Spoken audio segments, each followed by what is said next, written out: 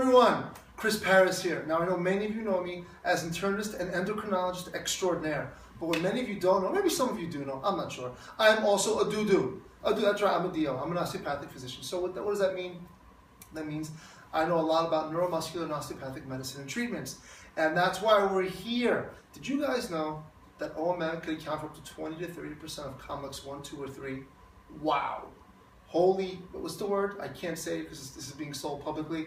Holy crap, holy crapola, poopies, whatever word you want to use. We're trying not to curse here, even though we are from Brooklyn. So point being that OMM is a big part, OMT, OMM, whatever you want to call it, is a big part of complex, and that's why we're here. So welcome to our Complex 2 course. Again, I'm Chris Paris. You will also see a very close friend and extraordinary colleague, Phil Kohler, doing the course with us. And we're here to teach you some basic OMM principles that you will need to know for the exam. And for real life. I know some of this stuff may seem a little esoteric, but the fact is OMM is very good for a lot of things in real life, particularly pain syndromes, musculoskeletal issues, and organic dysfunctions. So pay attention. It's useful, it's fun. So this is the introduction section, part 1. We're just going to touch on a few things, including some history. And believe it or not, folks, it is not an urban legend. They ask history on this exam. It's true. It's true. Right? Kurt Angle. It's true. It's true. It's true. Right? Maybe one question. That's 1 or 2 questions you may get right that you may not need to write. And so if you're an osteopathic medical student, if you don't know who AT still is, well, then you have a problem. Okay, then that's it. End of story. You have a problem. Right? AT still is the granddaddy of them all. Right? He's the founder of osteopathic medicine and principles. He was around in the 19th century from down south, Arkansas, right? And basically trying to incorporate the principle of musculoskeletal function in organic disease. And by doing so, he discovered osteopathic. Well, I don't want to use the word discovered, but formulated the principles of osteopathic medicine, right? The front of the Breeze Banner of Osteopathy, famous quotes and writings of his. In 1892, the first osteopathic medical school in Kirksville was created and became functional. And in 1896, the first state to license osteopathic physicians was Vermont. And yes, they do ask these questions. I'm not kidding. Every year, you have one historical question. One. So, important people to remember, of course, Dr. Harrison Fryette, very important because when you guys do in your labs, your osteopathic manipulations on the spine, cervical, thorax, lumbar, and you engage your barriers, your freedoms, etc., and the motions, right, or the planes of motion. Fryette principles, that's him. He's the one who discovered them. Anatomic planes of motions for the spine. All right, C.R. Nelson, third law of Fryette, in addition, right, and a corollary to the Fryette laws. William Sutherland, he's the daddy of cranial. That's right, cranial. Bones move. He's a daddy of cranial, right? Didn't he hang himself or something from a tree, right? And try to move his skull around and all kinds of cool stuff. We'll talk about that later in the cranial section. But he's the daddy of cranial. That's right. And Lawrence Jones, he's the daddy of counterstrain. I don't know if you guys know the counterstrain story, but apparently there was I forget, was it himself or was it a patient? No, it was a patient that had lower back pain in his office. And he asked him, says, lie down and flex over and hunch in the fetal position, and forgot the patient was there for an hour. True story. Goes back into the room and sees him, the patient's still there. He's like, holy shit, you're still here? He's like, yeah, but doc, by the way, I'm fine. My back pain's gone. Oh, really? Wow. Okay, did we find something here? And we did. Look, and there's your principle of counterstrain, right? Again, we'll talk about that later with more of the neurologic and back stuff. That's where it starts. Dr. Jones, daddy of counterstrain. So what's the basic principle? An osteopathic physician needs to use his hands to diagnose and treat somatic dysfunctions. And the underlying premise is, in the osteopathic world, structure follows function and function follows structure.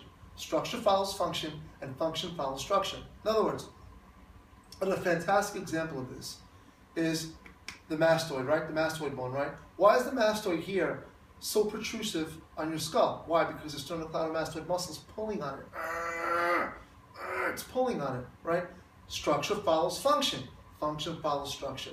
That's the underlying premise of the entire osteopathic principle and practice of medicine. When you have an alteration of that structure or function, that's a dysfunction. And that's what we treat when we treat this.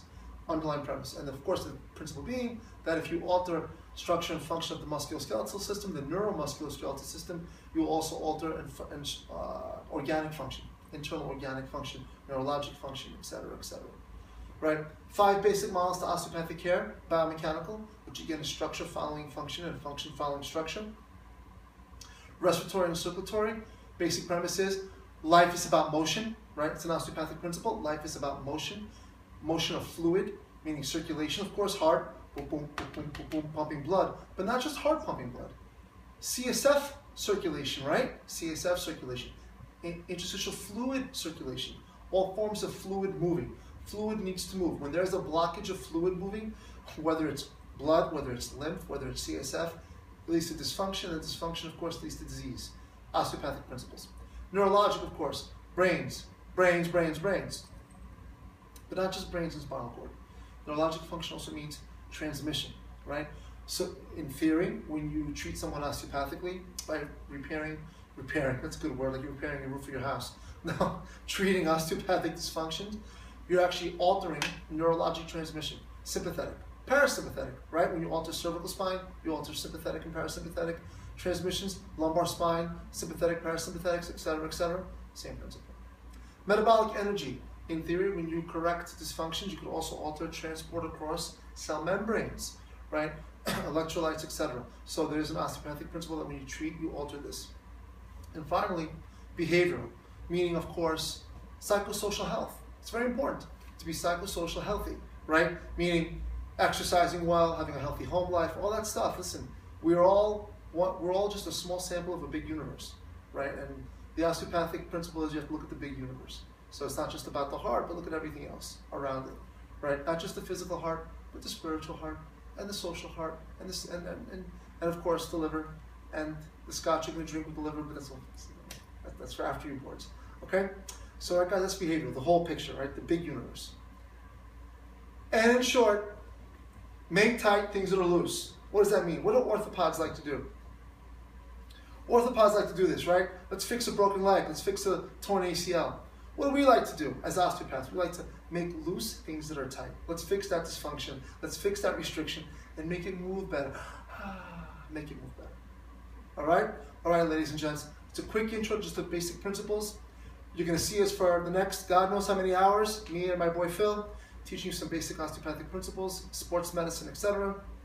Hope you enjoy. And I will see you guys soon. Peace.